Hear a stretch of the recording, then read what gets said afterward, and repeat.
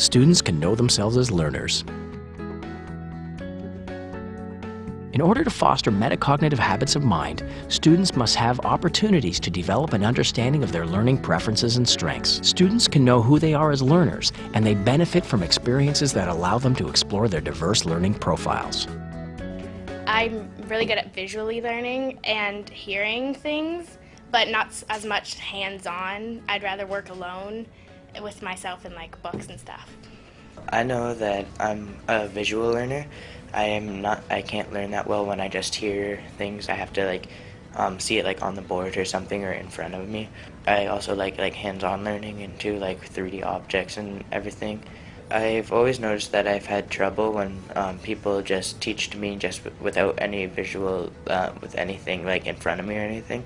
Afterwards, I usually forget a lot of things. Sometimes even during the test, I sometimes forget what I learned. Sometimes I like to think with others, and she lets us work in our group because sometimes I get stuck, and I find it's easy when you have people there to help you. I tend to get distracted for doing hands-on work, so I don't know, it's not very much my strong point.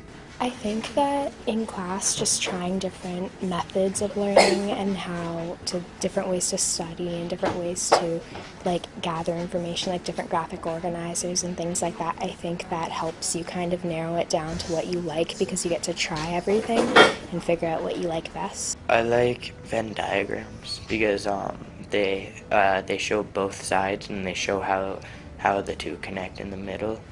I also like T-charts, so you can explain both sides and everything to compare them. And well, I'm not that big a fan on fishbone diagrams that much, but and then I also like mind maps and concept maps because I find them very useful to show how everything connects and everything, all the different categories. I know I'm a visual learner, so it helps me when I see videos. When we watch history videos, I tend to do a lot better with all my marks. In order to encourage students to better understand themselves as learners, teachers plan and embed a variety of activities to promote student reflection about their learning identities. For example, teachers collected data on students' learning preferences. The students also mind map themselves as learners. I know that I'm a kinesthetic tactile learner, I like to be very hands-on.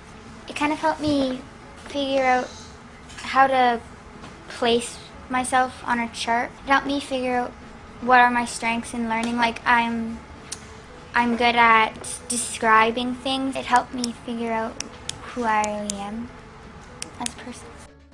If kids understand that there are different intelligences, that there's this logical, mathematical, linguistic, and musical, and spatial, etc., that there's different ways that I can be smart, and that these things are not static. As I go through life, these things can improve, or there's different learning styles, and learning styles are not connected to the multiple intelligence. Howard Gardner says there may be a connection, but he doesn't see it. But learning styles is how I approach learning. You and I can both be the two top violinists in the world, and we can have completely different sort of intelligences and completely different learning styles. Now, we're both really highly skilled in musical intelligence, but other than that, our intelligence, our profile could be completely different. You like group work, I don't like group work. You want it warmer, I want it colder. You like music being played, I like it being quiet.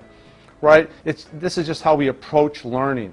And so if kids understand that we have different learning styles and different intelligences, if they understand that boys and girls learn some things the same and some things differently, we approach things, that our brains are physically different, that the more we understand about ourselves and others, I think the greater the opportunity is for us to play in a more metacognitive way, the more space we create for it to happen. But the less we understand, the less we know, the less opportunity we provide kids to understand about themselves and others, then we're probably shutting the door on metacognition.